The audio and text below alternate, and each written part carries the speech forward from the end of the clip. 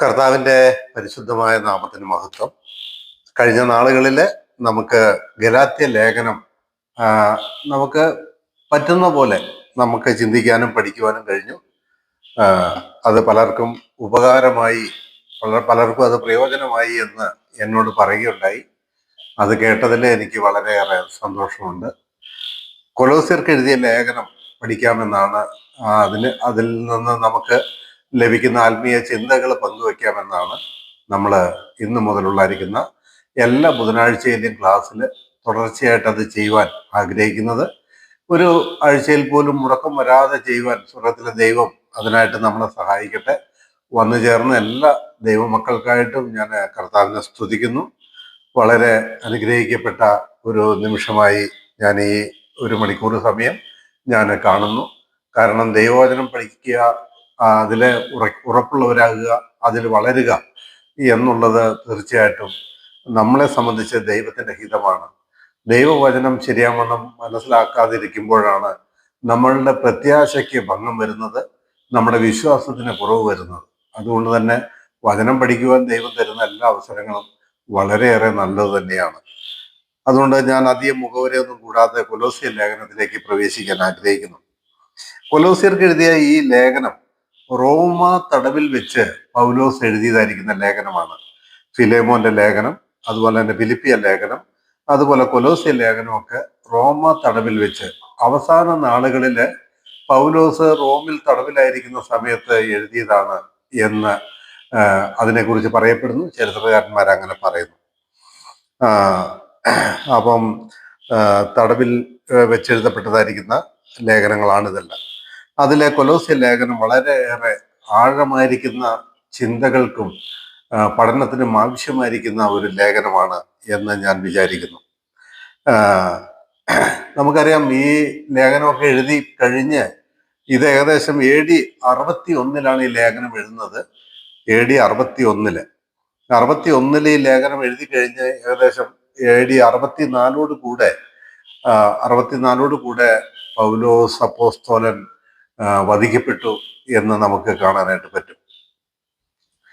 ഇതിനകത്ത് ഈ കൊലോസ്യ ലേഖനം എഴുതാനുണ്ടായിരിക്കുന്ന കാരണം എന്ന് പറയുന്നത്, ഈ കൊലോസ്യയിലെ വിശ്വാസികള് ചില തെറ്റായിരിക്കുന്ന ഉപദേശങ്ങളിൽ പെട്ടുപോകാൻ കാരണമായി എന്നുള്ളത് അറിഞ്ഞതിൻ്റെ അടിസ്ഥാനത്തിലാണ് കൊലോസ്യ ലേഖനം എഴുതാനായിട്ട് കാരണമുണ്ടായത്. യഹൂദ്യ കപടഭക്തിയിലും യവന തത്വചിന്തയിലും പൗരസ്ത്യരായിരിക്കുന്നവരുടെ വിശ്വാസങ്ങളിലും, പിന്നെ ഭക്ഷണ കാര്യങ്ങൾ, ശബത്ത്, പരിച്ഛേദന, ദൂതന്മാരെ ആരാധിക്കുന്നത്, ഇങ്ങനെയൊക്കെയുള്ളായിരിക്കുന്ന പൗരസ്ത്യ വിശ്വാസങ്ങൾ, യവന തത്വചിന്തകള്, യഹൂദ കപടഭക്തി, ഇങ്ങനെയുള്ളായിരിക്കുന്ന കാര്യങ്ങളിൽ വീണു പോയ ഈ കാര്യം അറിഞ്ഞതുകൊണ്ടാണ് പൗലോസ് അപ്പോസ്തലൻ ഇങ്ങനെ ഒരു ലേഖനം എഴുതാനായിട്ട് കാരണമുണ്ടായത്. എപ്പപ്രാസ് എന്ന് പറയുന്നതായിരിക്കുന്ന വ്യക്തി മുഖാന്തരമാണ് കൊലോസ്യയിലെ ഈ വിഷയങ്ങളെല്ലാം, ഈ പ്രശ്നങ്ങളെല്ലാം പൗലോസ് അറിയാനായിട്ട് ഇടവന്നത്. അതുകൊണ്ട് തന്നെ നമുക്ക് അതിമനോഹരമായിരിക്കുന്ന ഒരു നല്ല ലേഖനം കിട്ടി എന്നുള്ളത് നമുക്ക് ആശ്വസിക്കാനായിട്ട് വകയുള്ള ഒരു കാര്യമാണ്. ഇതില് ഏറ്റവും ഊന്നൽ കൊടുത്തതായിരിക്കുന്ന വിഷയം എന്ന് പറയുന്നത്, പൗലോസ് ഊന്നി പറയുന്നതായിരിക്കുന്ന വിഷയം എന്ന് പറയുന്നത്, കൊലോസ്യ ലേഖനത്തില് യേശു ക്രിസ്തുവിന്റെ മഹത്വത്തെയാണ്. അതായത് കർത്താവ് ആരാണ്, കർത്താവിന്റെ മഹത്വം എന്താണ്, യേശു ക്രിസ്തുവിന്റെ സർവോന്നതത്വം എന്താണ് എന്നുള്ളതായിരിക്കുന്ന കാര്യമാണ് മുഖ്യമായിട്ട് ഊന്നൽ കൊടുത്ത് പറയുന്നത്. രണ്ടാമതായിട്ട് പൗലോസ് ഇതിലൂടെ പറയുന്നത്, നമ്മൾ ഓരോരുത്തരും, വിശ്വാസികളായിരിക്കുന്ന നമ്മൾ ഓരോരുത്തരും ക്രിസ്തുവിൽ പരിപൂർണരാണ് എന്നുള്ളായിരിക്കുന്ന കാര്യമാണ് ഇതിനകത്ത് രണ്ടാമത് ഊന്നൽ കൊടുത്തത്. ഞാൻ പറഞ്ഞത് ശ്രദ്ധിക്കണം. ഇതിലെ വിഷയം എന്ന് പറയുന്നത്, ഇത് എഴുതാനുണ്ടായ കാരണം എന്ന് പറയുന്നത്, യഹൂദ്യ കപടഭക്തിയും യവന തത്വചിന്തയും പൗരസ്ത്യ വിശ്വാസങ്ങളും ഒക്കെ കൊലോസ്യ സഭയിലെ പിന്നെ വേരുറപ്പിക്കാൻ തുടങ്ങിയതിനെതിരെയാണ് ഇത് എഴുതാൻ തുടങ്ങിയത്. കാരണം ഭക്ഷണ കാര്യങ്ങൾ, എന്തൊക്കെ ഭക്ഷണം കഴിക്കാം, എന്തൊക്കെ കഴിക്കരുത്, അതുപോലെ ശബത്ത്, പരിച്ഛേദന, ദൂതന്മാരെ ആരാധിക്കുക, ഇങ്ങനെയുള്ളതായിരിക്കുന്ന വിഷയങ്ങൾ അവിടെ വന്നതിന്റെ പേരിലാണ് ഇങ്ങനെ ഒരു ലേഖനം എഴുതാനായിട്ട് കാരണമായത് എന്ന് നമുക്ക് കാണുവാനായിട്ട് കഴിയും. അതിന്റെ 2-ാം അധ്യായത്തിന്റെ 16-ാമത്തെ വാക്യത്തില് അത് പറയുന്നുണ്ട്. കൊലോസ്യ ലേഖനം 2-ാം അധ്യായത്തിന്റെ 16-ാമത്തെ വാക്യത്തില്. ഞാൻ മുഖവരിയായിട്ട് ചില കാര്യങ്ങൾ മാത്രമേ പറയുന്നുള്ളൂ, നിങ്ങൾ ശ്രദ്ധിക്കണം. ഈ ലേഖനം എഴുതാനുണ്ടായ കാരണമാണ് 2-ാം അധ്യായത്തിന്റെ 16-ാം വാക്യത്തിൽ നമ്മൾ വായിക്കുന്നത്. അതുകൊണ്ട് ഭക്ഷണപാനങ്ങൾ സംബന്ധിച്ചോ പെരുന്നാൾ, വാവ്, ശബത്ത് എന്നീ കാര്യത്തിലോ ആരും നിങ്ങളെ വിധിക്കരുത്. ഇവ ഇരുന്നവയുടെ നിഴലത്രേ. ദേഹം എന്നതോ ക്രിസ്തുവിനുള്ളത്. താഴ്മയിലും ദൂതന്മാരെ ആരാധിക്കുന്നതിലും രസിച്ച് സ്വന്തം ദർശനങ്ങളിൽ പ്രവേശിക്കുകയും തൻ്റെ ജഡമനസ്സിനാൽ വെറുതെ ചീർക്കുകയും തലയെ മുറുകെ പിടിക്കാതിരിക്കുകയും ചെയ്യുന്നവരാരും നിങ്ങളെ വിരുദ്ധ തെറ്റിക്കരുത്. തലയായവനിൽ നിന്നല്ലോ ശരീരം മുഴുവൻ സന്ധികളാലും ഞരമ്പുകളാലും ചൈതന്യം ലഭിച്ചും ഏകീഭവിച്ചും ദൈവികമായ വളർച്ച പ്രാപിക്കുന്നത്. അപ്പോൾ ഇതാണ് ഈ ഒരു ലേഖനം, ഈ കൊലോസ്യ ലേഖനം എഴുതാനുണ്ടായ കാരണം.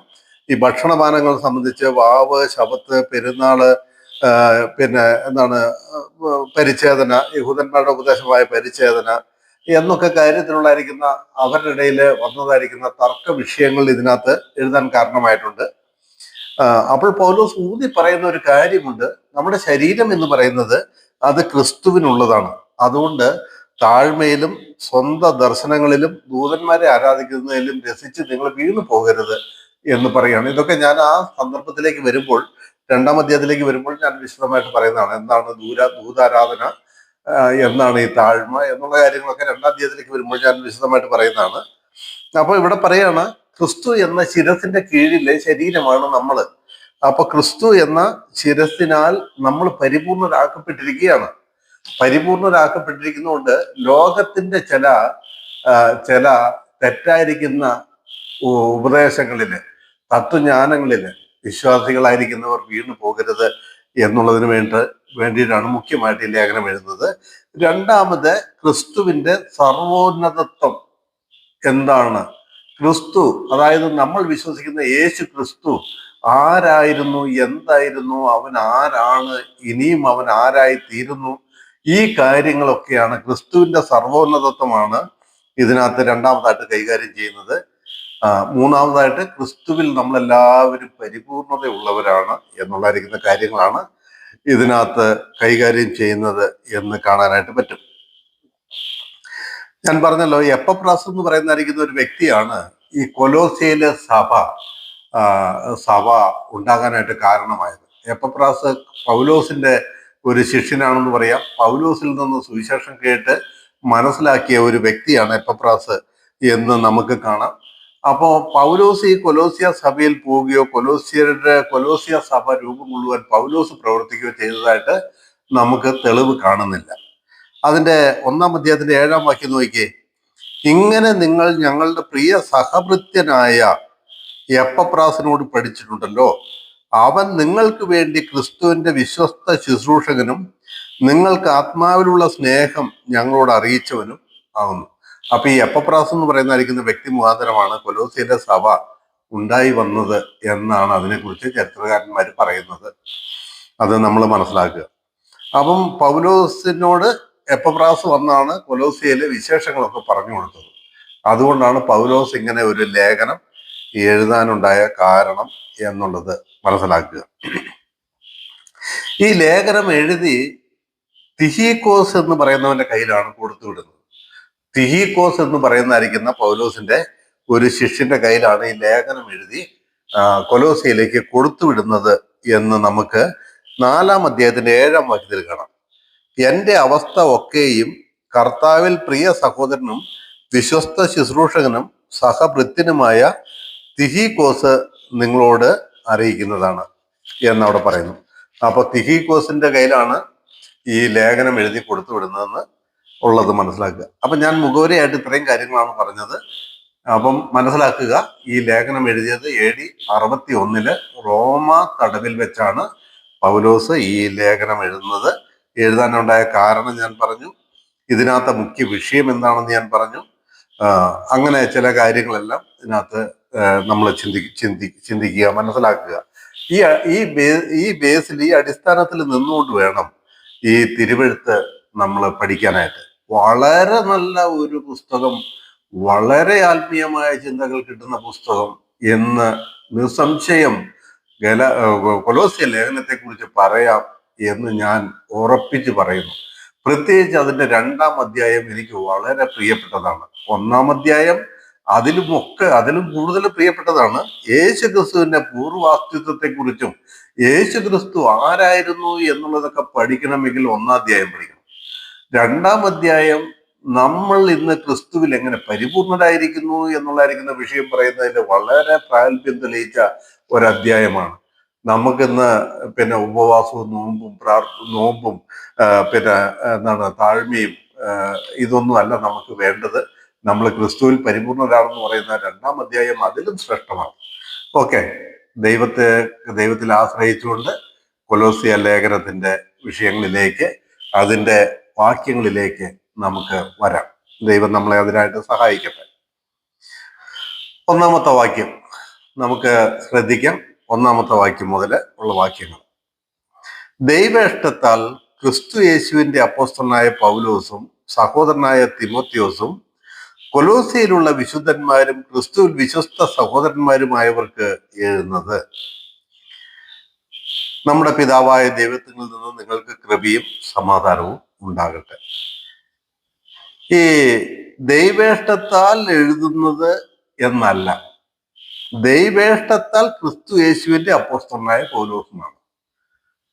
അപ്പോസ്തലനായ പൗലോസിനെ അപ്പോസ്തലനാക്കി തീർത്തത് ദൈവം തന്റെ ഇഷ്ടത്താലാണ്, തന്റെ ഹിതത്താലാണ്, തന്റെ തീരുമാനത്താലാണ് എന്ന് വ്യക്തമായിട്ട് അവിടെ കാണുകയാണ്. ഈ ദൈവേഷ്ടത്താൽ ക്രിസ്തു യേശുവിന്റെ അപ്പോസ്തലനായ എന്തുകൊണ്ട് ഈ പൗലോസ് പല സ്ഥലത്തും പറയുന്നത് നിങ്ങൾ ഓർത്തിട്ടുണ്ടോ, ചിന്തിച്ചിട്ടുണ്ടോ? അതെന്താ പൗലോസ് അങ്ങനെ ലേഖനങ്ങൾ എഴുതുമ്പോൾ ഊന്നി പറയുന്നതെന്ന് വെച്ചാല്, പൗലോസിന്റെ അപ്പോസ്തലത്വത്തെ പലപ്പോഴും യഹൂദന്മാരായിരിക്കുന്നവർ അല്ലെങ്കിൽ യെരുശലേമിലെ സഭയിൽ നിന്ന് മറ്റും വന്നവരായിരിക്കുന്നവർ പൗലോസിന്റെ അപ്പോസ്തലത്വത്തെ ചോദ്യം ചെയ്തിട്ടുണ്ട്. ഇത് ഞാൻ കഴിഞ്ഞ ഗലാത്യ ലേഖനം പഠിപ്പിച്ചപ്പോൾ നിങ്ങളോട് പറഞ്ഞിട്ടുണ്ട്.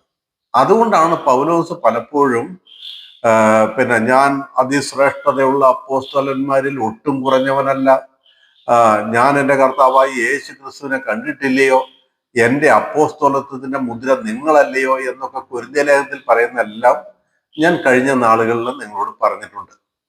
അത് മനസ്സിലാക്കുക.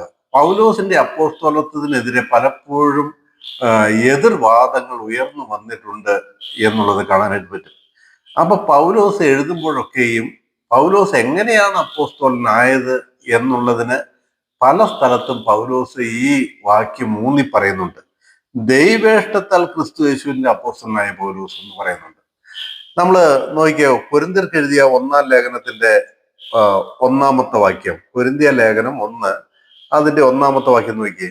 അവിടെയും ഇതുപോലെ തന്നെ പറയുന്നതായിട്ട് നമുക്ക് കാണാനായിട്ട് പറ്റും. കൊരിന്ത്യ ലേഖനം 1-ാം അധ്യായത്തിന്റെ 1-ാം വാക്യത്തില് നോക്കിയേ, ഇതേ വാക്ക് ഉപയോഗിക്കുന്നുണ്ടോ?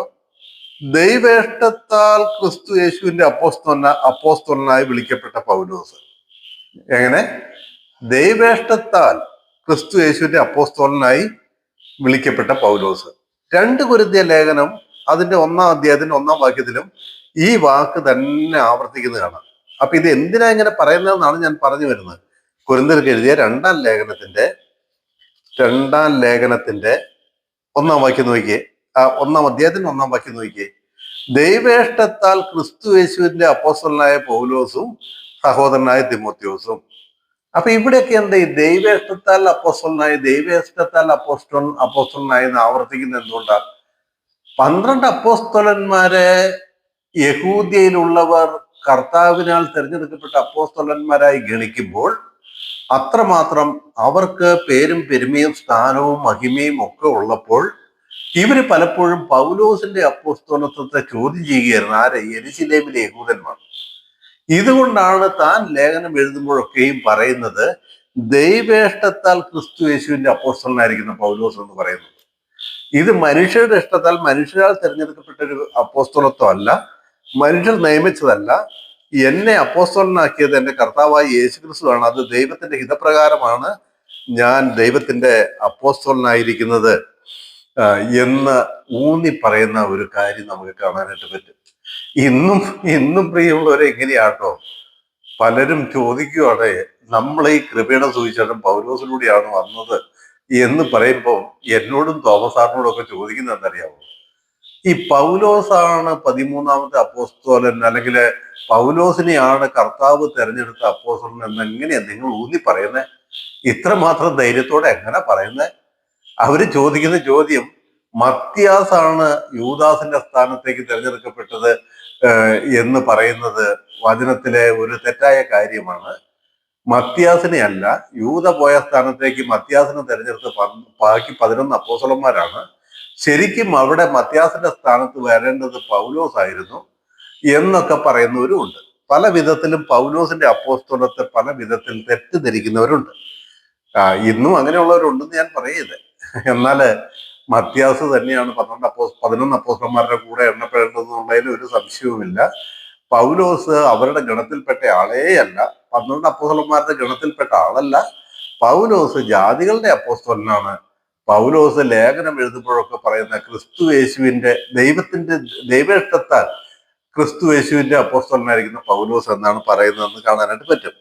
റോമ ലേഖനം 1-ാം അധ്യായത്തിന്റെ 1-2 വാക്യങ്ങളിൽ പറയുന്നത്, പൗലോസ് തന്റെ അപ്പോസ്തലത്തെ കുറിച്ച് പറയുന്ന ഒരു കാര്യം ശ്രദ്ധിക്കുക. ദൈവം തന്റെ പുത്രനും നമ്മുടെ കർത്താവുമായ യേശു ക്രിസ്തുവിനെ കുറിച്ച്, റോമാലേഖനം 1-ാം അധ്യായം 1-ാം വാക്യം, ദൈവം തന്റെ പുത്രനും നമ്മുടെ കർത്താവുമായ യേശു ക്രിസ്തുവിനെ കുറിച്ച് വിശുദ്ധ രേഖകളിൽ തന്റെ പ്രവാചകന്മാർ മുഖാന്തരം മുൻകൂട്ടി വാഗ്ദത്തം ചെയ്ത സുവിശേഷത്തിനായി വേർതിരിച്ച് വിളിക്കപ്പെട്ട അപ്പോസ്തലൻ. പൗലോസ് തന്നെ കുറിച്ച് പറയുന്ന എന്താ പറഞ്ഞത്? ദൈവം തന്റെ പുത്രനും നമ്മുടെ കർത്താവുമായ യേശു ക്രിസ്തുവിനെ കുറിച്ച് വിശുദ്ധ രേഖകളിൽ തന്റെ പ്രവാചകന്മാർ മുഖാന്തരം മുമ്പുകൂട്ടി വാഗ്ദത്തം ചെയ്ത സുവിശേഷത്തിനായി വേർതിരിച്ച് വിളിക്കപ്പെട്ട അപ്പോസ്തലൻ എന്നാണ്. അപ്പോൾ ഈ സുവിശേഷം മുൻ രേഖകളിൽ എഴുതിയിട്ടുണ്ടെന്ന് ചോദിച്ചാൽ ഇല്ല. അവിടെ പൗലോസ് പറയുന്നത് മുൻ രേഖകളിൽ എന്നുണ്ടായിരുന്നു? യേശു ക്രിസ്തുവിന്റെ ജനനം, മരണം, അടക്കം, ഉയർത്തെഴുന്നേൽപ്പ് എന്നിവ ഉണ്ടായിരുന്നു. അതിലൂടെ വെളിപ്പെട്ടതായിരിക്കുന്ന ലോകാരംഭം മുതൽ മറച്ചു വെച്ചിരുന്ന മഹാരഹസ്യമായിരിക്കുന്ന പൗലോസിന് മാത്രം വെളിപ്പെട്ടതായിരിക്കുന്ന മിസ്റ്ററിയായ സുവിശേഷത്തിന് വേണ്ടി, ആ രഹസ്യമായിരിക്കുന്ന സുവിശേഷത്തിന് വേണ്ടി വിളിച്ച് വേർതിരിക്കപ്പെട്ട അപ്പോസ്തലനായ പൗലോസ് എന്നാണ് പറയുന്നത്. അതായത് മുൻ രേഖകളിലെ പ്രവാചകന്മാരുടെ എഴുത്തുകളിൽ എന്തെഴുതിയിരുന്നു? ഓർക്കണം, ഈ സുവിശേഷമല്ല, പൗലോസ് പറയുന്ന സുവിശേഷമല്ല, പൗലോസ് പറയുന്ന സുവിശേഷത്തിന്റെ കേന്ദ്രമായിരിക്കുന്ന യേശു ക്രിസ്തുവാണ് പ്രവാചകന്മാരുടെ എഴുത്തുകളിൽ എഴുതപ്പെട്ടത്. പൗലോസ് പറയുന്ന സുവിശേഷം ഒരു പ്രവാചകന്മാരും മുൻകൂട്ടി പറഞ്ഞിട്ടില്ല. പൗലോസ് പറയുന്നത് അത് എനിക്ക് വെളിപ്പെട്ട മർമ്മം എന്നാണ് പൗലോസ് പറയുന്നത്. എനിക്കൊരു മർമ്മം വെളിപ്പെട്ടു വന്നു എന്ന് നിങ്ങൾക്ക് അറിയാമല്ലോ എന്ന് എഫേസ്യ ലേഖനം 3-ാം അധ്യായത്തിന് 1 മുതലുള്ള വാക്യങ്ങളിൽ കാണുന്നുണ്ട്. അപ്പൊ പൗലോസ് പറയുന്ന പ്രവാചകന്മാരുടെ എഴുത്തുകളിൽ മുന്നറിയിച്ചിരുന്നത് എന്തായിരുന്നു എന്ന് റോമാലേഖനം 1-ൽ പറയുന്നത്, യേശു ക്രിസ്തുവിനെ കുറിച്ച് അറിയിച്ചിരുന്നു. അതിലൂടെ സകല ജാതികൾക്കും രക്ഷ എന്നുള്ളായിരിക്കുന്ന സുവിശേഷം അറിയുവാനായിട്ട് വേർതിരിച്ച് വിളിക്കപ്പെട്ട അപ്പോസ്തലനാണ് ഞാൻ എന്നാണ് പൗലോസ് അവിടെ പറയുന്നത്. അത്രയും കാര്യങ്ങൾ നിങ്ങൾക്ക് മനസ്സിലായി കാണുമെന്ന് ഞാൻ വിചാരിക്കുന്നു. അപ്പൊ പൗലോസ് എന്തുകൊണ്ടാണ് തന്റെ അപ്പോസ്തലത്വം ദൈവേഷ്ടത്താൽ സംഭവിച്ചതാണ് എന്ന് എടുത്തെടുത്ത് പറയുന്നതെന്ന് ചോദിച്ചാൽ, പൗലോസിന്റെ അപ്പോസ്തലത്വത്തിനെതിരെ പലപ്പോഴും ആക്രമണം ഉണ്ടായിട്ടുണ്ട് എന്നുള്ളത് കൊണ്ടാണ്. അപ്പൊ അതേ വാക്ക് ഇവിടെയും കൊലോസ്യ ലേഖനം 1-ാം അധ്യായത്തിന്റെ ഒന്നാമത്തെ വാക്യത്തിലും പൗലോസ് ഉപയോഗിക്കുന്നു. ദൈവേഷ്ടത്താൽ ക്രിസ്തു യേശുവിന്റെ അപ്പോസ്തലനായ പൗലോസ്.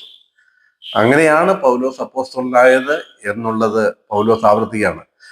പൗലോസും സഹോദരനായ തിമോത്തിയോസും കൊലോസിലുള്ള വിശുദ്ധന്മാരും ക്രിസ്തുവിൽ വിശ്വസ്ത സഹോദരന്മാരുമായവർക്ക് എഴുതുന്നത്. അപ്പോൾ തിമോത്തിയോസ് ഈ സമയത്ത് റോമിലെ തടവിൽ ഉണ്ട്. തടവിൽ കിടക്കുകയല്ല. ഈ റോമില് പൗലോസ് ഈ ലേഖനം എഴുതുന്ന സമയത്ത് തടവിൽ എന്ന് പറയാനായിട്ട് പറ്റുകയില്ല. ശരിക്കും തടവാണോ എന്ന് ചോദിച്ചാൽ തടവാണ്. എന്നാൽ കൂലിക്ക് വാങ്ങിയ വീട്ടിൽ 2 വർഷത്തോളം താമസിച്ചു. എന്ന് പറഞ്ഞാൽ പൗലോസ് ഒരു ഭയങ്കര കൊലപാതക കുറ്റമൊന്നും ചെയ്ത വ്യക്തിയല്ല. ബന്ധനത്തിലാക്കി കൈയും കാലും ബന്ധനത്തിൽ പൂട്ടി തടവറയിൽ തള്ളാൻ തക്കവണ്ണം അത്ര വലിയ തെറ്റൊന്നും പൗലോസ് ചെയ്തിട്ടില്ല. അതുകൊണ്ട് റോമില് പൗലോസ് രാജ്യം വിട്ടു പോകാതെ വണ്ണം എപ്പോഴും, ഇപ്പൊ ഇവിടെയൊക്കെ നമുക്കറിയില്ല, കേരളത്തിലൊക്കെ നല്ല നടപ്പിന് വിധിക്കപ്പെട്ടവര് എല്ലാ ആഴ്ചയിലും പോയി പോലീസ് സ്റ്റേഷനിൽ പോയി ഒപ്പിടണം എന്ന് പറയാറില്ലേ. അവര് ആ ദേശം വിട്ടു പോകരുത്, സ്ഥലം വിട്ടു പോകരുതെന്ന് പറഞ്ഞ് അവർക്ക് ഒരു സ്വാതന്ത്ര്യം കൊടുക്കും എന്ന് പറഞ്ഞതുപോലെ പൗലോസിന്, അത് അപ്പോസ്തലപ്രവൃത്തി 28 വായിക്കുമ്പോൾ കാണാൻ പറ്റും. പൗലോസിന് സ്വന്തം ചെലവിൽ വാടകയ്ക്കെടുത്ത വീട്ടിൽ, അതിന് കൂലിക്ക് വാങ്ങിയ വീട്ടിൽ നിന്നാണ് അപ്പോസ്തലപ്രവൃത്തി 28 കാണുന്നത്. വാടകയ്ക്കെടുത്ത വീട്ടിൽ പൗലോസിന് താമസിക്കാം. എന്നാൽ ആ വീട് വിട്ടോ ആ ദേശം വിട്ടോ തന്റെ വിചാരണ കഴിയുന്നവരെ പോകാനായിട്ട് അനുവാദമില്ല. ആ കൂലിക്ക് വാങ്ങിയ വീട്ടിൽ പൗലോസ് 2 വർഷത്തോളം താമസിച്ചു. അവിടെ റോമിലുണ്ടായിരുന്ന യഹൂദന്മാരൊക്കെ പൗലോസിന്റെ അടുക്കൽ വരികയും പൗലോസ് അവരോട് സംസാരിക്കുകയും ചെയ്തതായിട്ട് അപ്പോസ്തലപ്രവൃത്തി 28 നമ്മൾ കാണുന്നു. അവിടെ ഒരു പടയാളിനെ ഒറ്റ പൗലോസിനൊരു കാവൽക്കാരനായിട്ട് ആ വീട്ടില് നിയമിച്ചിട്ടുണ്ടാകാം. അങ്ങനെയാണ് അവിടെ വീട്ടിൽ തടവ് ശിക്ഷ അനുഭവിക്കുന്ന പൗലോസ് ആണ് അവിടെ. അതുകൊണ്ട് തന്നെ തിമോത്തിയോസ് പൗലോസിന്റെ കൂടെ ആ സമയത്ത് പൗലോസിന്റെ ശുശ്രൂഷക്കാരനായിട്ട് തിമോത്തിയോസും കൂടെ ഉണ്ടായിരുന്നു. അതുകൊണ്ടാണ് ഇവിടെ പറയുന്നത്, പൗലോസായ ഞാനും തിമോത്തിയോസും കൂടിയാണ് കൊലോസ്യർക്ക് ലേഖനം എഴുതുന്നത് എന്ന് പറയുകയാണ്. ദൈവത്തിന്റെ കൃപ നിങ്ങളോട് കൂടെ ഇരിക്കട്ടെ, കൃപയും സമാധാനവും നിങ്ങൾക്ക് എല്ലാവർക്കും ഉണ്ടാകട്ടെ എന്ന് പറഞ്ഞുകൊണ്ടാണ് പൗലോസ് ഈ ലേഖനം ആരംഭിക്കുന്നത്. നല്ലൊരു അഭിവാദ്യവും ഒക്കെയാണ് അവിടെ കാണാനായിട്ട് പറ്റുന്നത്. ഞാൻ ഇന്ന് നിങ്ങളോട് സംസാരിക്കാൻ ഏറ്റവും ഊന്നൽ കൊടുക്കുന്ന ഒരു വിഷയമുണ്ട്. നിങ്ങൾക്ക് എല്ലാവർക്കും വളരെ ഇൻട്രസ്റ്റിംഗ് ആയിരിക്കുന്ന ഒരു വിഷയമുണ്ട്. അതെന്താന്ന് വെച്ചാൽ, സ്വർഗത്തിൽ നമുക്കായി സംഗ്രഹിച്ചിരിക്കുന്ന നിക്ഷേപം. അത് പറഞ്ഞാണ് ഈ ലേഖനം തുടങ്ങുന്നത്. അതായത് 2-ാം വാക്യം 3-ാം വാക്യം തൊട്ട് ആരംഭിക്കുന്നത് സ്വർഗത്തിൽ നിങ്ങൾക്ക് സംഗ്രഹിച്ചിരിക്കുന്ന പ്രത്യാശ എന്ന് പറഞ്ഞാണ്. എന്താണ് സ്വർഗത്തിൽ നമുക്ക് വേണ്ടി സംഗ്രഹിച്ചിരിക്കുന്ന പ്രത്യാശ? 3-ാം വാക്യം വായിക്കാം, ശ്രദ്ധിക്കണം. കൊലോസ്യ ലേഖനം 1-ാം 3-ാം വാക്യം. സുവിശേഷത്തിന്റെ സത്യവചനത്തിൽ നിങ്ങൾ മുമ്പ് കേട്ടതായി സ്വർഗത്തിൽ നിങ്ങൾക്ക് സംഗ്രഹിച്ചിരിക്കുന്ന പ്രത്യാശ നിമിത്തം ക്രിസ്തു യേശുവിൽ നിങ്ങളുടെ വിശ്വാസത്തെയും സകല വിശുദ്ധന്മാരോടും നിങ്ങൾക്കുള്ള സ്നേഹത്തെയും കുറിച്ച് ഞങ്ങൾ കേട്ടിട്ട് നിങ്ങൾക്ക് വേണ്ടി പ്രാർത്ഥിക്കയിൽ എപ്പോഴും നമ്മുടെ കർത്താവായ യേശു ക്രിസ്തുവിന്റെ പിതാവായ ദൈവത്തിന് സ്തോത്രം ചെയ്യുന്നു. എന്താ പറഞ്ഞത്? സുവിശേഷത്തിന്റെ സത്യവചനത്തിൽ നിങ്ങൾ മുമ്പ് കേട്ടതായി ആരോട് കേട്ടു? എപ്പഫ്രാസിനോട് കേട്ടു. എപ്പഫ്രാസാണ് അവിടെ സുവിശേഷം പറഞ്ഞ് സഭയുണ്ടാക്കിയത്. എപ്പഫ്രാസ് അവരോട് പറഞ്ഞിട്ടുണ്ട്, വലിയൊരു സമ്പാദ്യം, വലിയൊരു നിക്ഷേപം, വലിയൊരു അനുഗ്രഹം സ്വർഗത്തിൽ നമുക്ക് വേണ്ടിയിട്ടുണ്ട്. ഈ സുവിശേഷം അതാണ് നമുക്ക് തരുന്നത് എന്ന് പറഞ്ഞിട്ടുണ്ട്. ആ കാര്യത്തെക്കുറിച്ച് പൗലോസ് പറയാണ്, സുവിശേഷത്തിന്റെ സത്യവചനത്തിൽ നിങ്ങൾ മുമ്പ് കേട്ടതായി സ്വർഗത്തിൽ നിങ്ങൾക്ക് സംഗ്രഹിച്ചിരിക്കുന്ന പ്രത്യാശ നിമിത്തം. ഞാൻ നിങ്ങളോട് ചോദിക്കട്ടെ, എന്താ പ്രിയമുള്ളവരെ സ്വർഗത്തിൽ നമുക്ക് സംഗ്രഹിച്ചു വെച്ചിരിക്കുന്നത്? നിങ്ങൾക്ക് പറയാൻ പറ്റുകയില്ല, എല്ലാവരുടെയും മൈക്ക് മ്യൂട്ടാണെന്ന് എനിക്കറിയാം. എന്നാലും നിങ്ങളുടെ ചിന്തയെ ഉദ്ദീപിപ്പിക്കാൻ വേണ്ടിയിട്ടാണ് ഞാൻ ചോദിച്ചത്. നിങ്ങളൊന്ന് ആലോചിച്ച്, സ്വർഗത്തിൽ എന്താ നമുക്ക് സംഗ്രഹിച്ചു വെച്ചിരിക്കുന്നത്? എന്തോ ഒന്ന് നമുക്ക് വേണ്ടിയിട്ട് സ്വർഗത്തിൽ ഒരുക്കി സൂക്ഷിച്ച് കരുതി വെച്ചിരിക്കുകയാണ്. അതാണ് ക്രിസ്തീയ ജീവിതത്തിന്റെ പ്രത്യാശ എന്ന് പൗലോസ് പറയാ. സ്വർഗം വെച്ചിരിക്കുന്നു എന്നല്ല പറഞ്ഞ, പിന്നെയോ സ്വർഗത്തിൽ എന്തോ ഒന്ന് നമുക്ക് വേണ്ടി സംഗ്രഹിച്ചു വെച്ചിരിക്കുക. സ്വർഗമുണ്ടെന്നുള്ള ഉറപ്പ്, നമ്മൾ സ്വർഗത്തിലേക്കാണ് പോകുന്നതെന്നുള്ള ഉറപ്പ്, അവിടെ എന്തോ ഒന്ന് നമുക്ക് വേണ്ടി സംഗ്രഹിച്ചു വെച്ചിരിക്കുന്ന ആ പ്രത്യാശ എന്ന് പറയുന്നത്. അപ്പൊ നമുക്കൊന്ന് കണ്ടുപിടിക്കണ്ടേ ഈ പ്രത്യാശ എന്താന്ന്? സ്വർഗത്തിൽ നമുക്ക് വേണ്ടി ഒരുക്കി വെച്ചിരിക്കുന്നത്. സ്വർഗത്തിൽ നമുക്ക് വേണ്ടിയിട്ട് നമുക്കറിയാം, എഫേസ്യ ലേഖനം 1:3 പറയുന്ന ഒരു വാക്യമുണ്ട്, സ്വർഗത്തിലെ സകല ആത്മീയ അനുഗ്രഹത്താലും ക്രിസ്തു യേശുവിൽ നിങ്ങളെ അനുഗ്രഹിച്ചിരിക്കുന്നു. അപ്പോൾ അവിടെ എന്താന്ന് പറഞ്ഞിട്ടില്ല. അവിടെ എന്താ പറഞ്ഞത്? എഫേസ്യർ 1:3 ഞാൻ പറഞ്ഞത്, സ്വർഗത്തിലെ സകല ആത്മീയ അനുഗ്രഹം. അപ്പോഴും നമുക്ക് മനസ്സിലാകുന്നില്ല സ്വർഗത്തിൽ എന്തൊക്കെയോ അനുഗ്രഹങ്ങളുണ്ട്. അതെല്ലാം ആത്മീയമായിരിക്കുന്ന അനുഗ്രഹമാണ്. ഈ ഭൗതിക ജീവിതത്തിൽ ലഭിക്കുന്ന അനുഗ്രഹമല്ല, ഈ ജഡത്തിന് ആവശ്യമായ അനുഗ്രഹമല്ല. അത് ആത്മീയമായിട്ട് സ്വർഗത്തിൽ ചെല്ലുമ്പോൾ ആത്മീയ ജീവിതത്തിന് ആവശ്യമായിരിക്കുന്ന അനുഗ്രഹങ്ങളാണ് എന്ന് നമുക്ക് അവിടെ നിന്ന് മനസ്സിലാവും. സ്വർഗത്തിലെ സകല ആത്മീയ അനുഗ്രഹം എന്ന് പറയുന്നത്. അപ്പോഴും ഇവിടെ ഈ സംഗ്രഹിച്ച് വെച്ചിരിക്കുന്ന എന്താന്ന് ഇവിടുത്തെ കിട്ടുന്നില്ലല്ലോ. ഉണ്ടോ? സ്വർഗത്തിൽ എന്തോന്നും നമുക്ക് വേണ്ടി പ്രത്യേകമായി സംഗ്രഹിച്ച് വെച്ചിട്ടുണ്ട് എന്ന് പൗലോസ് വ്യക്തമായിട്ട് പറയുകയാണ്. നിങ്ങൾ അതിനെക്കുറിച്ച് കേട്ടിട്ടുണ്ടല്ലോ, എപ്പഫ്രാസിനോട് കേട്ടിട്ടുണ്ടല്ലോ. ഈ സുവിശേഷം കൊണ്ട് നിങ്ങൾക്ക് ഉണ്ടാക്കി വെച്ചിരിക്കുന്ന സ്വർഗത്തിലുള്ള കാര്യം. അപ്പൊ സ്വർഗത്തിൽ ഏത് കിട്ടിയാലായിരിക്കും നമുക്ക് സന്തോഷം വരിക? ഏത് കിട്ടിയാലാ സ്വർഗത്തിൽ നമുക്ക് ഏറ്റവും കൂടുതൽ സന്തോഷം വരിക? വെറുതെ നിങ്ങളുടെ മനസ്സുകൊണ്ട് ചിന്തിക്കുക. നിങ്ങൾക്ക് തിരിച്ചു പറയാൻ പറ്റിയില്ലെങ്കിലും നിങ്ങളുടെ മനസ്സുകൊണ്ട് ഇങ്ങനെ ചിന്തിക്കുക. എന്ത് കിട്ടിയാലാ നമുക്ക് ഏറ്റവും കൂടുതൽ സംതൃപ്തി ഉണ്ടാകുക സ്വർഗത്തില്? എന്തായിരിക്കും? വെറുതെ ഒന്ന് ഓർക്ക്. ഏതോ ഒന്ന് സ്വർഗത്തിൽ സംഗ്രഹിച്ച് വെച്ചിട്ടുണ്ട്. എഫേസ്യർ 1:3 പറയുന്നത് സകല ആത്മീയ അനുഗ്രഹം എന്ന് പറഞ്ഞാൽ അത് മൊത്തത്തിൽ ഒരു കൊട്ടേഷനിൽ അങ്ങ് പറയുന്നേ ഉള്ളൂ. അതല്ലാതെ പൗലോസോട് പറയുന്നത് എന്തോ ഒന്ന് സ്വർഗത്തിൽ സംഗ്രഹിച്ച് വെച്ചിട്ടുണ്ടെന്നാണ്. എന്റെ പ്രിയമുള്ളവരെ, സ്വർഗത്തിൽ നമുക്ക് വേണ്ടി സംഗ്രഹിച്ച് വെച്ചിരിക്കുന്നത് എന്താണെന്നറിയാമോ? പറഞ്ഞറിയിക്കാൻ പറ്റാത്ത അതിഭയങ്കര സന്തോഷത്തിന്റെ ഒരു തേജസ്സിന്റെ ശരീരം. നമുക്കെല്ലാവർക്കും ഒരു തേജസ്സുള്ള ശരീരമാണ് ഒരുക്കി വെച്ചിരിക്കുന്നത്. അതാണ് സംഗ്രഹിച്ചു വെച്ചിരിക്കുന്ന സ്വർഗത്തിൽ നമുക്ക് വേണ്ടി സംഗ്രഹിച്ചു വെച്ചിരിക്കുന്ന നമ്മുടെ നിക്ഷേപം. എന്റെ പ്രിയമുള്ളവരെ, ഇപ്പൊ എന്താണ്, നമ്മള് ഈ സൂമിലേക്ക് കയറിയപ്പം നമ്മുടെ ഉഷ സിസ്റ്റർ പറഞ്ഞു, എന്താണ് പറഞ്ഞത്? പനിയുണ്ട്, എല്ലാവരും ബുദ്ധിമുട്ടുകയാണ്, പ്രയാസമാണ്, മറ്റ് ചില പ്രശ്നങ്ങളും ഒക്കെ പറഞ്ഞു. പിന്നെ ഷാജി ബ്രദറിന്റെയും അവരുടെ കുടുംബത്തിന്റെയും ഒക്കെ അസുഖങ്ങൾ പറഞ്ഞു. നമ്മുടെ ഈ ശരീരം അങ്ങനെയല്ലേ? ഈ ശരീരം രോഗങ്ങളും വേദനകളും പ്രയാസങ്ങളും, ഒരു പ്രായപരിധി അങ്ങ് കഴിഞ്ഞാൽ പിന്നെ നടക്കാൻ വയ്യ, പിന്നെ ചിലപ്പോൾ വടികുത്തി നടക്കേണ്ടി വരും, പിന്നെ കയറ്റം കാണുമ്പോൾ പേടി വരും. അല്ലെ? സഭാപ്രസംഗിൽ പറയുന്നവര് കയറ്റം കാണുമ്പോൾ പേടിക്കുന്ന പരിപാടിയില്ലേ?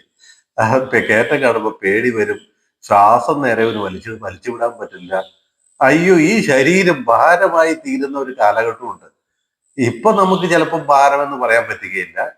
എന്നാല് ഒരുപക്ഷെ രോഗത്തിന്റെ പിടിയിലായാലോ വാർദ്ധക്യത്തിലായാലോ നമ്മൾ പറയാതെ പറയും, അയ്യോ ഈ ശരീരം ഭയങ്കര ഭാരം, ഈ ശരീരത്തിൽ നിന്ന് എനിക്കൊന്ന് രക്ഷപ്പെട്ടാൽ മതിയായിരുന്നു. അല്ലെ? നമ്മളെല്ലാവരും അതിന് വിധേയപ്പെട്ടവരാ. രോഗത്തിനും വാർദ്ധക്യത്തിനും പ്രയാസങ്ങൾക്കും വിധേയപ്പെട്ടവരാ. അത് മനസ്സിലാക്കുമ്പോഴാണ് നമുക്ക് വേണ്ടി അതിശ്രേഷ്ഠമായിരിക്കുന്ന ഒരു ശരീരം, തേജസ്സിന്റെ ശരീരം സ്വർഗത്തിൽ സൂക്ഷിച്ചിരിക്കുന്നു എന്ന് കേൾക്കുമ്പോൾ നമ്മൾ അങ്ങ് സന്തോഷിച്ച് തുള്ളുന്നത്. രോഗമില്ലാത്ത, ദുഃഖങ്ങളില്ലാത്ത, കണ്ണുനീരില്ലാത്ത, വേദനകളില്ലാത്ത, പ്രയാസങ്ങളില്ലാത്ത തേജോമയമായിരിക്കുന്ന ഒരു ശരീരമാണ് സ്വർഗത്തിൽ സൂക്ഷിച്ചിരിക്കുന്നത്. പൗലോസിനോട് പറയാണ്, സ്വർഗത്തിൽ നിങ്ങൾക്ക് സംഗ്രഹിച്ചിരിക്കുന്ന പ്രത്യാശ നിമിത്തം എന്ന് പറയുകയാണ്. അപ്പൊ നമുക്ക് തിരുവഴുത്തിൽ നിന്ന് ഇത് ശരിയാണോ എന്ന് പഠിക്കുന്നത്. ഞാൻ അങ്ങനെ പറഞ്ഞു പോയാൽ പോരല്ലോ. സ്വർഗത്തിൽ സൂക്ഷിച്ചിരിക്കുന്ന ഏറ്റവും വലിയ സമ്പാദ്യം, നമുക്ക് വേണ്ടി സൂക്ഷിച്ചു വെച്ചിരിക്കുന്ന ഏറ്റവും വലിയ സമ്പാദ്യം, നമുക്ക് കിട്ടാൻ പോകുന്നതായിരിക്കുന്ന തേജസ്കരിക്കപ്പെട്ട ശരീരമാണെന്ന് ഞാൻ പറഞ്ഞു അങ്ങ് പോയാൽ നിങ്ങൾക്കത് മനസ്സിലാകുകയില്ല. ശരി, ഞാൻ തിരുവഴുത്തിൽ നിന്ന് തെളിയിക്കാം. എന്താണ് സ്വർഗത്തിലെ ഏറ്റവും വലിയ നമ്മുടെ സമ്പാദ്യം, സൂക്ഷിച്ചു വെച്ചിരിക്കുന്ന സമ്പാദ്യം എന്ന് ഞാൻ തെളിയിക്കാം. കൊരിന്ത്യർക്ക് എഴുതിയ 2-ാം ലേഖനം 4-ാം അധ്യായത്തിന്റെ 17-ാമത്തെ വാക്യം. കൊരിന്ത്യർക്ക് എഴുതിയ 2-ാം ലേഖനം അതിന്റെ 4-ാം അധ്യായത്തിന്റെ 17-ാമത്തെ വാക്യം. ഞാനൊന്ന് എടുത്തോട്ടെ. 4-ാം അധ്യായത്തിന്റെ 17-ാമത്തെ വാക്യം നോക്കുക. അവിടെ എന്താ വായിക്കുന്നത്? നൊടി നേരത്തേക്കുള്ള ഞങ്ങളുടെ ലഘുവായ കഷ്ടം അത്യന്തം അനവധിയായി തേജസ്സിന്റെ നിത്യഘനം ഞങ്ങൾക്ക് കിട്ടുവാൻ ഹേതുവാകുന്നു. ഞാനിപ്പോ പറഞ്ഞ വരെ തന്നെ പനിയുണ്ട്, പ്രയാസങ്ങളുണ്ട്, വേദനകളുണ്ട്, ഭാരങ്ങളുണ്ട്, പല പ്രശ്നങ്ങളായി ഈ ശരീരത്തില്. എന്നാൽ പൗലോസ് ഒരുപാട് വേദന അനുഭവിച്ച വ്യക്തിയാണ്. ഈ കർത്താവായ യേശു ക്രിസ്തുവിനെ കണ്ടെത്തിയതിൽ പിന്നെ പൗലോസ് അനുഭവിച്ചായിരിക്കുന്ന വേദനകളുടെ കണക്ക് പറയാൻ പറ്റില്ല. എന്തുമാത്രം തല്ല്, എന്തുമാത്രം തടവ്, എന്തുമാത്രം കല്ലേറ്, മരണം, അയ്യോ ചാട്ടവാറ് കൊണ്ടുള്ള അടി, അതുപോലെ തന്നെ കോലുകൊണ്ടുള്ള അടി, പിന്നെ കപ്പൽ ഛേദത്തിലാകപ്പെട്ടത്, മൃഗയുദ്ധം, കണ്ടമാനം പൗലോസ് അങ്ങ് ശരീരത്തിൽ വേദന അനുഭവിച്ചു. നമ്മളാരും അങ്ങനെയൊന്നും അനുഭവിക്കുന്നില്ല. നമുക്ക് വല്ല കാലാവസ്ഥയുടെ വ്യതിയാനം കൊണ്ടും പ്രായാധിക്യം കൊണ്ടും ചില രോഗങ്ങളൊക്കെ വന്നെങ്കിൽ അത്രയേ ഉള്ളൂ, അല്ലെ? ആ കഷ്ടങ്ങളെല്ലാം അനുഭവിച്ച പൗലോസ് പറയാണ്, നൊടി നേരത്തേക്കുള്ള ഞങ്ങളുടെ ലഘുവായ കഷ്ടം. ആ കഷ്ടങ്ങളെല്ലാം പൗലോസ് എന്ന ലഘു, നിസ്സാരമായ കഷ്ടം. മൃഗയുദ്ധം ചെയ്തു എന്നൊക്കെ പറഞ്ഞാൽ എന്താ നമുക്ക് മനസ്സിലാവുന്നുണ്ടോ? വല്ല സിംഹവുമായിട്ട് മൽപ്പിടിക്കേണ്ടി വന്നിരിക്കാം. പൗലോസ് അങ്ങനെയൊക്കെ പിടിച്ചു വന്ന ആളാ. കാരണം ഈ വിശ്വാസത്തിന് വേണ്ടിയിട്ട് കല്ലേറ് കൊണ്ട് മരിച്ച ആളാ. ആ പൗലോസ് പറയാണ്, നൊടി നേരത്തേക്കുള്ള ഞങ്ങളുടെ ലഘുവായ കഷ്ടം അത്യന്തം അനവധിയായി തേജസിന്റെ നിത്യഘനം ഞങ്ങൾക്ക് കിട്ടുവാൻ ഹേതുവാകുന്നു. ഇതാണ് സ്വർഗത്തിൽ നമുക്ക് വേണ്ടി സംഗ്രഹിച്ചു വെച്ചിരിക്കുന്നത്. തേജസിന്റെ നിത്യഘനം ഉള്ളതായിരിക്കുന്ന ഒരു ശരീരം. ഇതിൽ പരം സന്തോഷം എന്താ? എന്റെ ദൈവമേ, ഈ രോഗബാധിതമായിരിക്കുന്ന ബലഹീനതയുള്ളതായിരിക്കുന്ന എൻ്റെ ശരീരത്തിൽ നിന്ന് ഞാനൊന്ന് വിട്ടുപോയെങ്കിൽ മതിയായിരുന്നു. തേജസിന്റെ നിത്യ ശരീരം എനിക്ക് ലഭിച്ചാൽ മതിയായിരുന്നു. അത് നമ്മൾ ആത്മാർത്ഥമായിട്ട് പറയണം. ഇതാ സ്വർഗത്തിൽ നമുക്ക് വേണ്ടി സംഗ്രഹിച്ചിരിക്കുന്നത്. ഓക്കെ, ഞാൻ വേറൊരു വാക്യം വായിക്കാം. റോമ ലേഖനം 5-ാം അധ്യായത്തിന്റെ 2-ാം വാക്യം. സ്വർഗത്തിൽ സംഗ്രഹിച്ചിരിക്കുന്നത് എന്താണെന്ന് നിങ്ങളോട് പറയാണ്. റോമ ലേഖനം 5-ാം അധ്യായത്തിന്റെ 2-ാമത്തെ വാക്യം. അവിടെ വായിക്കുന്നത് ഇങ്ങനെയാണ്: നാം നിൽക്കുന്ന ഈ കൃപയിലേക്ക് നമുക്ക് അവൻ മൂലം വിശ്വാസത്താൽ പ്രവേശനവും ലഭിച്ചിരിക്കുന്നു. നാം തേജസിന്റെ പ്രത്യാശയിൽ പ്രശംസിക്കുന്നു. എന്താ വായിച്ച? നാം നിൽക്കുന്ന ഈ കൃപയിലേക്ക്, ഈ സുവിശേഷത്താൽ നമുക്ക് ലഭിച്ചിരിക്കുന്ന കൃപയിലേക്ക് നമുക്ക് പ്രവേശനം ലഭിച്ചിരിക്കുന്നു. നാം ദൈവ തേജസ്സിന്റെ പ്രത്യാശയിൽ പ്രശംസിക്കുന്നു. ഇപ്പൊ നിങ്ങൾക്ക് മനസ്സിലായോ പൗലോസ് എന്താ സ്വർഗത്തിൽ നമുക്ക് വേണ്ടി സംഗ്രഹിച്ചു വെച്ചതെന്ന് പറഞ്ഞതെന്ന് മനസ്സിലായോ? സ്വർഗത്തിലെ ആഡംബരത്വമല്ല, സ്വർഗത്തിൽ നമുക്ക് വേണ്ടി പണി കഴിച്ച വീടല്ല, സ്വർഗത്തിലെ സുഖവാസ ജീവിതമല്ല. പൗലോസിന് പറയാനുള്ളത് ദൈവ തേജസ് എനിക്ക് ഞാൻ പ്രാപിക്കാൻ പോകുന്നു. ദൈവ തേജസ്സേ, നാം ദൈവ തേജസ്സിന്റെ പ്രത്യാശയിൽ പ്രശംസിക്കുന്നു. എന്റെ പ്രിയമുള്ളവരെ, തേജസ്സിന്റെ ശരീരം നമുക്ക് കിട്ടും എന്ന് പറയുമ്പോൾ നമ്മൾ എന്തെന്നാ വിചാരിക്കുന്നത്? എത്ര തേജസ് ഉണ്ടാവും നമുക്ക് കിട്ടാൻ പോകുന്ന ശരീരത്തിന്? വെറുതെ സങ്കല്പിച്ചു നോക്കിയേ. ഈ തേജസ് ഇല്ലാത്ത ഈ ശരീരത്തിന് കിട്ടാൻ പോകുന്ന സ്വർഗീയ ശരീരത്തിന്റെ തേജസ് ചിന്തിച്ചു നോക്കിയിട്ടുണ്ടോ? എന്താണെന്ന് ചിന്തിച്ചിട്ടുണ്ടോ? ഞാനൊരു എക്സാമ്പിൾ പറയാം. എത്രയാണെന്നുള്ളതിന് എക്സാമ്പിൾ പറയാം. അതെന്താണെന്ന് വെച്ച് കഴിഞ്ഞാല്, എന്താ പറയാ, അപ്പോസ്തലനായിരിക്കുന്ന യോഹന്നാൻ പത്മോസ് ദ്വീപിൽ നമ്മുടെ കർത്താവിനെ കണ്ടില്ലേ? കണ്ടപ്പം ആ കാഴ്ചയെക്കുറിച്ച് പൗലോസ് വർണ്ണിച്ചില്ലേ? ഞാൻ അവനെ കണ്ടിട്ട് മരിച്ചവനെ പോലെ അവന്റെ കാൽക്കൽ വീണു എന്ന് പറഞ്ഞാൽ സൂര്യൻ ശക്തിയോടെ പ്രകാശിക്കുന്ന മുഖം, പെരുവെള്ളത്തിന്റെ ഇരച്ചിൽ പോലെ ശബ്ദം, വെള്ളോട് സദൃശ്യമായ കാലുകൾ, തീപ്പന്തങ്ങൾക്ക് തുല്യമായ കണ്ണുകൾ. ഇതെല്ലാം കണ്ടിട്ട് ഞാൻ അവന്റെ മുമ്പിൽ ഞാൻ മരിച്ചവനെ പോലെ വീണു. അതേ കർത്താവിന്റെ തേജസ്സാണ് നമ്മൾ പ്രാപിക്കാൻ പോകുന്നത്. നിങ്ങൾക്ക് വിശ്വസിക്കാൻ പറ്റുമോ? അതെയോ നിങ്ങൾ അത്രയൊക്കെ എനിക്ക് കിട്ടാൻ യോഗ്യതയുണ്ടോ എന്ന് ഓർത്ത് സംശയിക്കുമോ? സംശയിക്കണ്ട കേട്ടോ.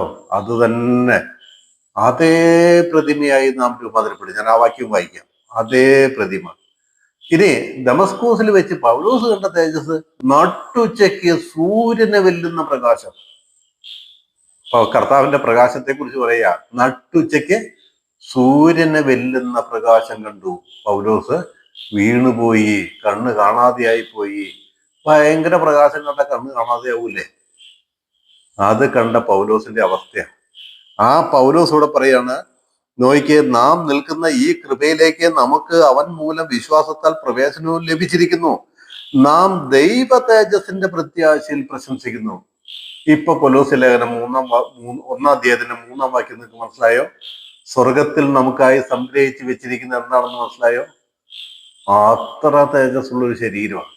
അത്ര തേജസ്സുള്ള ഒരു ശരീരമാണ്. നോക്കിയേ, ഇനി 2-3 വാക്യങ്ങൾ കൂടെ അതിനെക്കുറിച്ച് വായിച്ചു കേൾപ്പിക്കാം. 2 തിമോത്തിയോസ് 2:10 വാക്യം. തിമോത്തിയോസിന് എഴുതിയ 2-ാം ലേഖനം അതിന്റെ 2-ാം അധ്യായത്തിന്റെ 10 വാക്യം. അതിങ്ങനെ വായിക്കുന്നത്: അതുകൊണ്ട് ക്രിസ്തു യേശുവിലുള്ള രക്ഷ നിത്യ തേജസ്സോടെ വ്രതന്മാർക്ക് കിട്ടേണ്ടതിന് ഞാൻ അവർക്കായി സകലവും സഹിക്കുന്നു. അതുകൊണ്ട് ക്രിസ്തു യേശുവിലുള്ള രക്ഷ നിത്യ തേജസ്സോടെ വ്രതന്മാർക്ക് കിട്ടേണ്ടതിന്, വെറുതെ ഒരു കുറഞ്ഞ തേജസ്സിലൊന്നും കിട്ടിയാൽ പോരാ. ഈ രക്ഷ എന്ന് പറയുന്നത്, നമ്മൾ ക്രിസ്തു യേശുവിൽ നേടിയിരിക്കുന്ന രക്ഷ എന്ന് പറയുന്നത്, ആ രക്ഷ അതി തേജസ്സേറിയ രക്ഷയാന്ന് പറയുന്നത്. ഭയങ്കര തേജസ്സിന്റെ രക്ഷയാണ്. അത് നിത്യ തേജസ്സോടുകൂടെ, എന്നേക്കുമുള്ള തേജസ്സോടുകൂടെ വൃതന്മാർക്ക് കിട്ടേണ്ടതിന് ഞാൻ അവർക്കായി സകലവും സഹിക്കുന്നു. ഓക്കെ, ഇപ്പം പൗലോസ് എന്താണ് സ്വർഗത്തിൽ നമുക്ക് സംഗ്രഹിച്ച് വെച്ചിരിക്കുന്നതെന്ന് പറയുന്നതിന്റെ അർത്ഥം മനസ്സിലായില്ലേ? കൊരിന്ത്യർക്ക് എഴുതിയ 2 കൊരിന്ത്യ ലേഖനം 4-ാം അധ്യായത്തിന്റെ 4-ാം വാക്യം. ഇനിയും ഒരു വാക്യം കൂടെ വായിക്കാനുണ്ട്. കൊരിന്ത്യർക്ക് എഴുതിയ 2 കൊരിന്ത്യ ലേഖനം 4-ാം അധ്യായത്തിന്റെ 4-ാമത്തെ വാക്യം. 4:4. ദൈവപ്രതിമയായ ക്രിസ്തുവിന്റെ തേജസ്സുള്ള സുവിശേഷത്തിന്റെ പ്രകാശനം ശോഭിക്കാതിരിക്കാൻ ഈ ലോകത്തിന്റെ ദൈവം അവിശ്വാസികളുടെ മനസ്സ് കുരുടാക്കി. ദൈവപ്രതിമയായ ക്രിസ്തുവിന്റെ തേജസ്സുള്ള സുവിശേഷം ശോഭിക്കാതിരിക്കാൻ തക്കവണ്ണം. അപ്പൊ നമ്മള് ഇന്ന് വിശ്വസിച്ചിരിക്കുന്ന ഈ സുവിശേഷത്തിന്റെ മഹാത്മ്യം എന്താണെന്നറിയാമോ? ഇത് തേജസ്സിന്മേൽ തേജസ് പ്രാപിക്കുന്ന, തേജസ്സിന്മേൽ തേജസ് പ്രാപിച്ച് അതേ പ്രതിമയായി രൂപാന്തരപ്പെടുന്ന ഒരു സുവിശേഷമാണ്. ഏതുപോലത്തെ പ്രതിമ? ക്രിസ്തുവിനോട് തുല്യമായി രൂപാന്തരപ്പെടുന്ന ഒരു സുവിശേഷമാണ് നമ്മൾ വിശ്വസിക്കുന്നത്. അപ്പൊ നമ്മൾ ഈ സുവിശേഷം മറ്റുള്ളവരോട് പറയുമ്പം നമുക്ക് എന്തുമാത്രം ധൈര്യം ഉണ്ടാവണം, എന്തുമാത്രം അതിനുണ്ടായിരിക്കുന്ന ആഗ്രഹം നമ്മളുടെ ഉള്ളിൽ വരണം. കാരണം ഇവിടെ പറയുന്നത് ഈ സുവിശേഷം തേജസ്സിന്റെ സുവിശേഷമാണ്. ഏത് സുവിശേഷം? ക്രിസ്തു നമ്മുടെ പാവങ്ങൾക്ക് വേണ്ടി തിരുവെഴുത്തുകളിൻ പ്രകാരം മരിച്ചു, അടക്കപ്പെട്ടു, തിരുവെഴുത്തുകളിൻ പ്രകാരം 3-ാം ദിവസം ഉയർത്തെഴുന്നേറ്റു എന്നുള്ള പൗലോസ് പറയുന്ന സുവിശേഷം, അത് തേജസ്സിന്റെ സുവിശേഷമാണെന്ന് പറഞ്ഞാൽ ആ സുവിശേഷത്തിൽ തേജസ് ഉണ്ടെന്ന് മാത്രമല്ല, ആ സുവിശേഷം വിശ്വസിക്കുന്നവർക്ക് ലഭിക്കുന്നത് തേജസ്സാണെന്ന്. ഭയങ്കര തേജസ്സാണ് ലഭിക്കാൻ പോകുന്നതെന്ന്. അതാണ് ഇവിടെ നമ്മൾ 4:4 വായിച്ചത്. ദൈവപ്രതിമയായ ക്രിസ്തുവിന്റെ തേജസ്സുള്ള സുവിശേഷത്തിന്റെ പ്രകാശനം ശോഭിക്കാതിരിക്കാൻ ഈ ലോകത്തിന്റെ ദൈവം അവിശ്വാസികളുടെ മനസ്സ് കുരുടാക്കി തീർത്തു എന്ന് പറയുന്നത്. ഓക്കെ, ഇനി ഒരു വാക്യം കൂടെ വായിക്കാം. കൊരിന്ത്യർക്ക് എഴുതിയ 2-ാം ലേഖനം തന്നെ 3-ാം അധ്യായത്തിന്റെ 18-ാം വാക്യം. കൊരിന്ത്യർക്ക് എഴുതിയ 2-ാം ലേഖനം അതിന്റെ 3-ാം അധ്യായത്തിന്റെ 18-ാമത്തെ വാക്യം. ഇങ്ങനെയാ വായിക്കുന്നത്: എന്നാൽ മൂടുപടം നീങ്ങിയ മുഖത്ത് കർത്താവിന്റെ തേജസ്സിനെ കണ്ണാടി പോലെ പ്രതിബിംബിക്കുന്നവരായി നാം എല്ലാവരും ആത്മാവാകുന്ന കർത്താവിന്റെ ദാനമായി തേജസ്സിന്മേൽ തേജസ് പ്രാപിച്ച് അതേ പ്രതിമയായി രൂപാന്തരപ്പെടും. ഇപ്പൊ ഞാൻ പറഞ്ഞത് വിശ്വസിക്കാമോ? നമുക്ക് കർത്താവിന്റെ അതേ തേജസ് നമുക്ക് കിട്ടുമെന്ന് പറഞ്ഞാൽ നിങ്ങൾക്ക് വിശ്വസിക്കാൻ പറ്റുമോ? അതേ തേജസ്, കർത്താവ് പ്രാപിച്ച അതേ തേജസ്. അതാ ഇവിടെ പറയുന്നത്, മൂടുപടം നീങ്ങിയ മുഖത്ത് കർത്താവിന്റെ തേജസ്സിനെ കണ്ണാടി പോലെ പ്രതിബിംബിക്കുക. കർത്താവിൽ എങ്ങനെയാണോ തേജസ് ഉള്ളത്, ആ തേജസ് സ്വർഗത്തിൽ നിന്ന് എനിക്ക് തരുന്ന ശരീരത്തിൽ, എന്റെയും നിങ്ങളുടെയും ശരീരത്തിൽ ആ ക്രിസ്തുവിന്റെ തേജസ് ഒരു കണ്ണാടിയിൽ നമ്മൾ നോക്കി നമ്മളെ കാണുന്നത് പോലെ ക്രിസ്തുവിന്റെ തേജസ് നമ്മളിൽ പ്രകാശിക്കുമെന്നാ പറഞ്ഞതിന്റെ അർത്ഥം. പ്രതിബിംബിക്കുന്നവരായി നാം എല്ലാവരും ആത്മാവാകുന്ന കർത്താവിന്റെ ദാനമായി തേജസ്സിന്മേൽ തേജസ് പ്രാപിച്ച അതേ പ്രതിമയായി രൂപാന്തരപ്പെടുന്നു. ഇപ്പൊ നിങ്ങൾക്ക് ഇത്രയും കാര്യങ്ങൾ മനസ്സിലായില്ലേ? ഇനി നോക്കിയേ, കൊലോസ്യ ലേഖനത്തിലേക്ക് വന്നേ. കൊലോസ്യ ലേഖനം 3-ാം അധ്യായം 3-ാം വാക്യം ഒന്നുകൂടെ ഇനിയൊന്ന് വായിച്ചു നോക്കിയാൽ അപ്പൊ നിങ്ങൾക്ക് മനസ്സിലാവും എന്താ പറഞ്ഞത്. 3-ാം വാക്യം, സുവിശേഷത്തിന്റെ സത്യവചനത്തിൽ നിങ്ങൾ മുമ്പ് കേട്ടതായി സ്വർഗത്തിൽ നിങ്ങൾക്ക് സംഗ്രഹിച്ചിരിക്കുന്ന പ്രത്യാശ നിമിത്തം. ഇനി ആർക്കും സംശയം ഉണ്ടാവില്ലല്ലോ, സ്വർഗത്തിൽ എന്താണ് നമുക്ക് വേണ്ടി ഇത്ര ശ്രേഷ്ഠമായത് സംഗ്രഹിച്ച് വെച്ചിരിക്കുന്നതെന്ന്. കർത്താവ് നമുക്ക് വേണ്ടി ഒരു ശരീരം വെച്ചിരിക്കുക. 2 കൊരിന്ത്യർ ലേഖനം 5-ാം അധ്യായത്തിന് 5-ാം വാക്യത്തിൽ പൗലോസ് പറയുന്നില്ലേ, ഞാൻ എൻ്റെ ഈ ഉടുപ്പ് നീങ്ങിപ്പോയ ഈ ഉടുപ്പ് അഴിച്ചു കളഞ്ഞിട്ട്, ഈ ഉടുപ്പ് ഊരിക്കളഞ്ഞിട്ട് ആ സ്വർഗീയ ഉടുപ്പ് അതിന്റെ മേലെ ധരിക്കാൻ വാഞ്ചിക്കുന്നു. ആ ഉടുപ്പ് എനിക്ക് ധരിക്കണം. അത് ഈ മർത്യമായത് ജീവനാൽ നീങ്ങിപ്പോയിട്ട് ആ ഉടുപ്പ് എനിക്ക് ഇതിന്റെ മേലെ ധരിക്കണം എന്ന് പറയുന്ന ആ പ്രത്യാശ കണ്ടോ. അപ്പൊ പൗലോസ് സ്വർഗത്തിൽ നമുക്ക് വേണ്ടി സംഗ്രഹിച്ച് വെച്ചിരിക്കുന്നത് എന്താണെന്ന് പൗലോസ് എല്ലാ ലേഖനങ്ങളിലും എടുത്തെടുത്ത് പറയുന്നത്, സ്വർഗത്തിൽ നമുക്ക് വേണ്ടിയിട്ട് ഒരു തേജോമയമായിരിക്കുന്ന ശരീരം നമുക്ക് വേണ്ടി ഒരുക്കി വെച്ചിരിക്കുന്നതാണ്. ഞാൻ ഇന്ന് ഈ ഒരൊറ്റ വാക്യത്തിനാണ് ഞാൻ കൂടുതൽ ഊന്നൽ കൊടുത്തത്. എന്തിനാ അറിയോ അത്രയും അതിന് ഊന്നൽ കൊടുത്തത്? നിങ്ങളുടെ പ്രത്യാശ വർദ്ധിക്കണം. നമ്മൾ വിശ്വസിക്കുന്ന വിശ്വാസം വെറുതെ അല്ലെന്ന് മനസ്സിലാക്കണം. ഇപ്പോൾ ബലഹീനമായിരിക്കുന്ന രോഗമുള്ള നമ്മുടെ ശരീരം തേജസ്സാർന്നതായി മാറാൻ അധികം കാലതാമസമില്ല എന്ന് വിചാരിക്കണം. അപ്പം ആ വാക്യം നിങ്ങൾക്ക് മനസ്സിലായി എന്ന് ഞാൻ വിചാരിക്കുന്നു. സ്വർഗത്തിൽ നിങ്ങൾക്ക് സംഗ്രഹിച്ചു വെച്ചിരിക്കുന്ന പ്രത്യാശ നിമിത്തം ക്രിസ്തു യേശുവിൽ നിങ്ങളുടെ വിശ്വാസത്തെയും സകല വിശുദ്ധന്മാരോടും നിങ്ങൾക്കുള്ള സ്നേഹത്തെയും കുറിച്ച് ഞങ്ങൾ കേട്ടിട്ട് നിങ്ങൾക്ക് വേണ്ടി പ്രാർത്ഥിക്കുകയും എപ്പോഴും നമ്മുടെ കർത്താവായ യേശു ക്രിസ്തുവിന്റെ പിതാവായ ദൈവത്തിന് സ്തോത്രം ചെയ്യുന്നു. നോക്കിയേ, ക്രിസ്തു യേശുവിൽ നിങ്ങളുടെ വിശ്വാസത്തെയും സകല വിശുദ്ധന്മാരോടും നിങ്ങൾക്കുള്ള സ്നേഹത്തെയും കുറിച്ച് കേട്ടിട്ട്. എൻ്റെ പ്രിയമുള്ളവരെ, ഈ ഭൂമിയിലെ നമ്മൾ നമ്മുടെ സഹോദരന്മാരെ സഹോദരിമാരെ നമ്മളെപ്പോലെ തന്നെ സ്നേഹിക്കണം. നമ്മളെപ്പോലെ തന്നെ സ്നേഹിക്കണം. ബൈബിളിൽ ഭാര്യ ഭർത്തൃ ബന്ധത്തെക്കുറിച്ചൊരു വാക്യം പറയുന്നുണ്ട്, ഭാര്യയെ സ്നേഹിക്കുന്നവൻ തന്നെത്താൻ സ്നേഹിക്കുന്നു. ആരും തൻ്റെ ജഡത്തെ ഒരു നാളും പകച്ചിട്ടില്ലല്ലോ എന്ന്. ഭാര്യയെ സ്നേഹിക്കുന്നവൻ തന്നെത്താൻ സ്നേഹിക്കുന്നു, ആരും തൻ്റെ ജഡത്തെ ഒരു നാളും പകച്ചിട്ടില്ലല്ലോ എന്ന്. ഭാര്യ ഭർത്താവിനെയും ഭർത്താവ് ഭാര്യയെയും സ്നേഹിക്കുന്ന പോലെ നിങ്ങൾക്ക് ആത്മാർത്ഥമായിട്ട്, നമുക്ക് ഓരോരുത്തർക്ക് ആത്മാർത്ഥമായിട്ട് നമ്മുടെ സഹവിശ്വാസികളെ അതുപോലെ സ്നേഹിക്കാനായിട്ട് കഴിയുമോ? കൊലോസ്യർ അങ്ങനെയായിരുന്നു എന്നാണ് പറയുന്നത്. സഹവിശ്വാസികളെ അതുപോലെ അവർ സ്നേഹിക്കുമായിരുന്നു എന്ന് പറഞ്ഞാൽ, സകല ക്രിസ്തുയേശുവിൽ നിങ്ങളുടെ വിശ്വാസത്തെയും സകല വിശുദ്ധന്മാരോടും നിങ്ങൾക്കുള്ള സ്നേഹത്തെയും കുറിച്ച് ഞങ്ങൾ കേട്ടിട്ട് കർത്താവിന് പിതാവിനെ സ്തോത്രം ചെയ്യുന്നു. ദൈവത്തോടുള്ളായിരിക്കുന്ന വിശ്വാസവും ഒക്കെ മുറുകെ പിടിച്ച് കർത്താവിന് വേണ്ടി ജീവിക്കാൻ നമ്മളെ സഹായിക്കട്ടെ. വല്ലപ്പോഴെങ്കിലും ഒഴുകിപ്പോകാതിരിക്കട്ടെ. നാം കേട്ടതും നാം കണ്ടതും നമ്മൾ അറിഞ്ഞതുമായിരിക്കുന്ന ഈ സത്യത്തിൽ നമുക്ക് സംശയം ജനിക്കാതിരിക്കട്ടെ. അത്രയും തേജസ്സേറിയ സുവിശേഷത്തിലാണ് നമ്മൾ വന്നിരിക്കുന്നത്. അത് മനസ്സിലാക്കുക. അതിൻ്റെ 6-ാം വാക്യം, ആ സുവിശേഷം സർവ്വലോകത്തിലും എന്ന പോലെ നിങ്ങളുടെ അടുക്കലും എത്തി.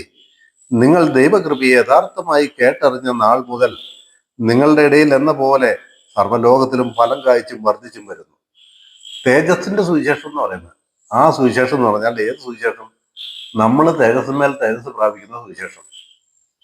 ആ സുവിശേഷം സർവ്വലോകത്തിലും എന്ന പോലെ നിങ്ങളുടെ ഇടയിലും എത്തി, അല്ലേ? ആ സുവിശേഷം സർവ്വലോകത്തിലും എന്ന പോലെ നിങ്ങളുടെ അടുക്കലും എത്തി. നിങ്ങൾ ദൈവകൃപയെ യഥാർത്ഥമായി കേട്ടറിഞ്ഞ നാൾ മുതൽ. ഈ സുവിശേഷം ദൈവത്തിന്റെ കൃപയുടെ സുവിശേഷമാണ്. ഇത് തേജസ്സിന്റെ സുവിശേഷമാണ്. ദൈവം നമ്മളോട് എത്രമാത്രം കരുണ കാണിക്കുന്നു എന്നുള്ളതായിരിക്കുന്ന കൃപയുടെ സുവിശേഷമാണ് ഈ സുവിശേഷം. ആ സുവിശേഷം സർവ്വലോകത്തിലും, പൗലോസ് പറയാണ്, നിങ്ങളുടെ ഇടയിൽ ഫലം കായ്ച്ചു വരുന്ന പോലെ തന്നെ ഞാൻ പോകുന്ന സ്ഥലങ്ങളിലെല്ലാം, മറ്റു സ്ഥലങ്ങളിലെല്ലാം ഞാൻ പറയുന്നിടത്തെല്ലാം അതിന് ഫലമുണ്ട്. അത് ഫലം കായ്ച്ചു വരികയാണ്. ആ തേജസ്സിന്റെ സുവിശേഷത്തിൽ അനേകരെ നിലനിൽക്കുകയാണ് എന്ന് പറയുകയാണ്. കായ്ച്ചും വരുന്നു. 7-ാം വാക്യം, ഇങ്ങനെ നിങ്ങൾ ഞങ്ങളുടെ പ്രിയ സഹഭൃത്യനായ എപ്പഫ്രാസിനോട് പഠിച്ചിട്ടുണ്ടല്ലോ. അവൻ നിങ്ങൾക്ക് വേണ്ടി ക്രിസ്തുവിന്റെ വിശ്വസ്ത ശുശ്രൂഷകനും നിങ്ങൾക്ക് ആത്മാവിനാലുള്ള സ്നേഹം ഞങ്ങളോട് അറിയിച്ചവനുമാകുന്നു. അപ്പോൾ ഇവിടെ ഒരു വ്യക്തിയെ കുറിച്ച് പറയാണ്. ഞാൻ ആദ്യം പറഞ്ഞില്ലേ, കൊലോസിയ സഭ രൂപം കൊണ്ടത് എപ്പഫ്രാസ് എന്ന് പറയുന്നതായിരിക്കുന്ന ദൈവദാസന്റെ സുവിശേഷ പ്രവർത്തനത്തിലൂടെയാണ് കൊലോസിയ സഭ രൂപം കൊണ്ടത്. നിങ്ങൾ ഞങ്ങളുടെ പ്രിയ സഹോദരത്തിനായ എപ്പഫ്രാസിനോട് പഠിച്ചിട്ടുണ്ടല്ലോ. അവൻ നിങ്ങൾക്ക് വേണ്ടി ക്രിസ്തുവിന്റെ വിശ്വസ്ത ശുശ്രൂഷകൻ, നിങ്ങൾക്ക് വേണ്ടി ക്രിസ്തുവിന്റെ വിശ്വസ്ത ശുശ്രൂഷകനും നിങ്ങൾക്ക് ആത്മാവിലുള്ള സ്നേഹം ഞങ്ങളോട് അറിയിച്ചവനും ആകുന്നു എന്നാണ് അവിടെ പറയുന്നത്. എപ്പഫ്രാസിനെ കുറിച്ച് ഞാൻ ഒരു ചെറിയ 1-2 കാര്യങ്ങൾ പറഞ്ഞ് ഞാൻ അവസാനിപ്പിക്കാം. എപ്പഫ്രാസിനെ കുറിച്ച്. എപ്പഫ്രാസ് എന്ന വാക്കിന്റെ അർത്ഥം സുന്ദരൻ, രൂപഭംഗിയുള്ളവൻ എന്നാണ് എപ്പഫ്രാസ് എന്ന വാക്കിന്റെ അർത്ഥം. സുന്ദരൻ എന്നോ രൂപഭംഗിയുള്ളവൻ എന്നാണ്. പൗലോസിന്റെ സുഹൃത്തും സഹകാരിയുമായിരുന്നു. നമ്മൾ ഇതേ കൊലോസ്യ ലേഖനത്തിൽ എപ്പഫ്രാസിനെ കുറിച്ച് വായിക്കുന്നുണ്ട്. 4-ാം അധ്യായത്തിന്റെ 12-ാം വാക്യം. കൊലോസ്യ ലേഖനം തന്നെ അതിന്റെ 4-ാം അധ്യായത്തിന്റെ 12-ാമത്തെ വാക്യം. എപ്പഫ്രാസിനെ കുറിച്ച് വായിക്കുന്നത് എങ്ങനെയാണ്? മുട്ടിലായിരിക്കാനും വേണ്ടി ഞങ്ങൾ നിങ്ങളോട് ആജ്ഞാപിച്ചതുപോലെ കൊലോസ്യ ലേഖനം 4-ാം അധ്യായം അതിന്റെ 12-ാം വാക്യം. ഇതേ അധ്യായത്തിന്റെ എപ്പഫ്രാസിനെ കുറിച്ച് പറയുന്ന വാക്യം ഒന്ന് വായിക്കാം. നിങ്ങളിൽ ഒരുത്തനായി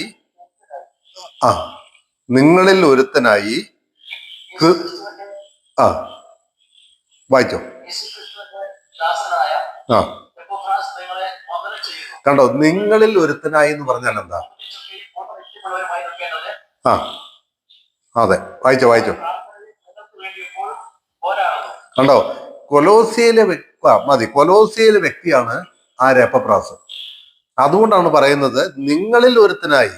കൊലോസ്യ പട്ടണത്തിലുള്ളായിരിക്കുന്ന ഒരു വ്യക്തിയാണ് എപ്പഫ്രാസ്. ഈ എപ്പഫ്രാസ് ആണ് കൊലോസ്യ സഭയ്ക്ക് രൂപം കൊടുത്തതും അവിടെ അത് ഉണ്ടാകാനായിട്ട് കാരണമായത്. എന്നിട്ട് എപ്പഫ്രാസിനെ കുറിച്ച് പറയാ, ക്രിസ്തു യേശുവിന്റെ ദാസനായ എപ്പഫ്രാസ് നിങ്ങളെ വന്ദനം ചൊല്ലുന്നു. ഈ ലേഖനം എഴുതുമ്പോൾ എപ്പഫ്രാസ് എവിടെയാന്ന് വെച്ചാല് റോമിലുണ്ട്. നിങ്ങളെ വന്ദനം ചൊല്ലുന്നു. നിങ്ങൾ തികഞ്ഞവരും ദൈവഹിതം സംബന്ധിച്ചൊക്കെ പൂർണ്ണ നിശ്ചയമുള്ളവരുമായി നിൽക്കേണ്ടതിന് അവൻ പ്രാർത്ഥനയിൽ നിങ്ങൾക്ക് വേണ്ടി എപ്പോഴും പോരാടുന്നു. പ്രിയമുള്ളവരെ, ഒരു സഭ നമുക്കുണ്ടെങ്കിൽ ആ സഭയ്ക്ക് വേണ്ടിയിട്ട് നമ്മൾ എപ്പോഴും ദൈവസന്നദ്ധിയിൽ പ്രാർത്ഥിക്കണം. നമ്മുടെ ഉത്തരവാദിത്വത്തിലുള്ള സഭയ്ക്കും നമ്മുടെ ഉത്തരവാദിത്തമുള്ള വിശ്വാസികൾക്കും വേണ്ടി ഒരു ദിവസം പോലും പ്രാർത്ഥിക്കാതിരിക്കരുത്. നമ്മുടെ ഉത്തരവാദിത്വമാണ് അവർക്ക് വേണ്ടി പ്രാർത്ഥിക്കുക, അവർക്ക് വേണ്ടി കർത്താവിനോട് മധ്യസ്ഥ യാചിക്കുക എന്നുള്ളത്. അപ്പൊ ഈ എപ്പഫ്രാസ് കൊലോസ്യയിൽ ഉണ്ടായിരുന്ന ഒരു വ്യക്തിയായിരുന്നു. ആ കൊലോസ്യയിലെ സഭ രൂപം കൊണ്ടത് എപ്പഫ്രാസിലൂടെയാണ് എന്ന് നമുക്ക് കാണുവാനായിട്ട് പറ്റും. ഇദ്ദേഹം പൗലോസിന്റെ മാർഗദർശനത്തിന് കീഴിൽ കൊലോസ്യ, ഹിയപ്പൊലീസ്, ലവോദിക്ക എന്നിവിടങ്ങളിൽ സഭ സ്ഥാപിച്ചതായിരിക്കാം എന്ന് പറയപ്പെടുന്നു. കൊലോസ്യ ലേഖനം 4-ാം അധ്യായത്തിന്റെ 13-ാം വാക്യത്തില് അത് പറയുന്നുണ്ട്. നോക്കിയേ, 13. ഇപ്പൊ വായിച്ച 12-ആണല്ലോ. അതിന്റെ താഴത്തെ വാക്യം നിങ്ങൾക്കും വായിച്ചോ നിങ്ങൾക്കും വായിച്ചോളൂ.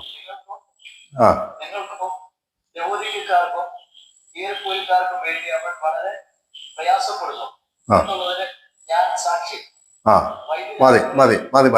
അത് വേണ്ട, 15 വേണ്ട.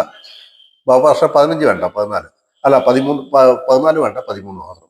അപ്പൊ ഈ ലവോദിക്കയിലും ഈ ഹിരപ്പുലിയിലും ഒക്കെ സുവിശേഷ പ്രവർത്തനം നടത്തിയ ഒരു സുവിശേഷകനായിരുന്നു എപ്പഫ്രാസ് എന്നാണ് പറയപ്പെടുന്നത്.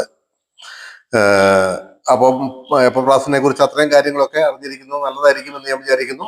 എപ്പഫ്രാസ് മുഖാന്തരമാണ് കൊലോസ്യയിലെ സഭ രൂപം കൊണ്ടത്. എപ്പഫ്രാസ് അവർക്ക് വേണ്ടി എപ്പോഴും പ്രാർത്ഥിക്കുന്നവനാണ്. എപ്പഫ്രാസ് അവരെ പ്രത്യാശയുടെ നല്ല പാഠങ്ങൾ പഠിപ്പിച്ച് നല്ല നങ്കൂരം കൊലോസ്യ സഭയിൽ ഇട്ടുകൊടുത്തവനാണ് എന്നുള്ളായിരിക്കുന്ന കാര്യമാണ് നമ്മൾ വായിക്കുന്നത്. 8-ാമത്തെ വാക്യം നമ്മൾ വായിച്ചല്ലോ. അവൻ നിങ്ങൾക്ക് വേണ്ടി ക്രിസ്തുവിന്റെ വിശ്വസ്ത ശുശ്രൂഷകനും നിങ്ങൾക്ക് ആത്മാവിലുള്ള സ്നേഹം ഞങ്ങളോട് അറിയിച്ചവനും ആകുന്നു. ദൈവം എല്ലാവരെയും ധാരാളം സഹായിക്കട്ടെ. ഇന്ന് കൊലോസ്യ ലേഖനത്തിന്റെ ആരംഭമായിരുന്നു, അതുകൊണ്ട് ഞാൻ ഇനി അധികം ദീർഘിപ്പിക്കുന്നില്ല. 8 വരെയുള്ള വാക്യങ്ങളാണ് നമ്മൾ ചിന്തിച്ചത്. അതിൽ ഏറ്റവും മുഖ്യമായത് ഏതാണ്? ഒന്ന് നിങ്ങളും കൂടി ഒന്ന് ചിന്തിച്ചേ. ഏറ്റവും മുഖ്യമായത് സ്വർഗത്തിൽ നമുക്ക് വേണ്ടി സംഗ്രഹിച്ചിരിക്കുന്നത് എന്താണ്? സ്വർഗത്തിൽ നമുക്ക് വേണ്ടി സംഗ്രഹിച്ചിരിക്കുന്നത് എന്താണ്? തേജസ്സുള്ള ഒരു ശരീരം. ഒരുക്കമാണോ? ഒരുങ്ങിയിട്ടുണ്ടോ? നമ്മുടെ കർത്താവ് വരുമ്പോൾ ആ തേജസ്സിന്റെ ശരീരം നമ്മൾ പ്രാപിക്കാൻ തക്കവണ്ണം നിങ്ങൾ ഒരുങ്ങിയിട്ടുണ്ടോ? ഈ ബലഹീനതകളുള്ള കണ്ണോ കയ്യോ കാലോ മറ്റവയവങ്ങളോ ഇല്ലാത്ത ഈ ശരീരത്തിന്റെ കേടെല്ലാം പോക്കി പൂർണ്ണതയുള്ളതായിരിക്കുന്ന ഒരു ശരീരം, അതിഭയങ്കര തേജസ്സിന്റെ ഒരു ശരീരം നമുക്ക് ലഭിക്കാൻ പോകുന്നു. സ്വർഗത്തിൽ നമുക്ക് വേണ്ടി സൂക്ഷിച്ച ഏറ്റവും വലിയ സമ്പാദ്യം അതാണ്. കർത്താവ് നമുക്ക് വേണ്ടി ഒരുക്കി വെച്ചിരിക്കുന്ന ഏറ്റവും വലിയ സമ്പാദ്യം അതാണ്. ദൈവം അനുഗ്രഹിക്കട്ടെ. അടുത്ത ആഴ്ചയില് കർത്താവ് അനുവദിച്ചാൽ 9-ാമത്തെ വാക്യം തൊട്ടുള്ള കാര്യങ്ങൾ നമുക്ക് പഠിക്കാം. 9-ാമത്തെ വാക്യം തൊട്ട് പഠിക്കുമ്പോൾ കർത്താവായ യേശു ക്രിസ്തുവിന്റെ മഹത്വത്തെക്കുറിച്ചും, കർത്താവാണ്, നമ്മുടെ കർത്താവായ യേശു ക്രിസ്തുവാണ് ഈ ഭൂമിയെയും ഇതിലുള്ളതൊക്കെ, ഈ ഭൂമി മാത്രമല്ല ഈ പ്രപഞ്ചത്തെയും ഈ പ്രപഞ്ചത്തിലുള്ളതൊക്കെയും സൃഷ്ടിച്ചത് നമ്മുടെ കർത്താവായ യേശു ക്രിസ്തുവാണ്. യേശു ക്രിസ്തു മാത്രമാണ് എല്ലാം സൃഷ്ടിക്കപ്പെട്ടത് എന്നുള്ള കാര്യങ്ങൾ അടുത്ത ആഴ്ചയിൽ നമുക്ക് പഠിക്കാം. എന്റെ കേൾവിക്കാരേവരെയും ദൈവം സഹായിക്കട്ടെ. വന്നു ചേർന്ന എല്ലാവർക്കുമായിട്ട് ഞാൻ എൻ്റെ കർത്താവിനെ ഒരിക്കൽ കൂടെ സ്തുതിക്കുന്നു. കർത്താവിന്റെ നാമം മഹത്വപ്പെടുമാറാകട്ടെ. ആമേൻ.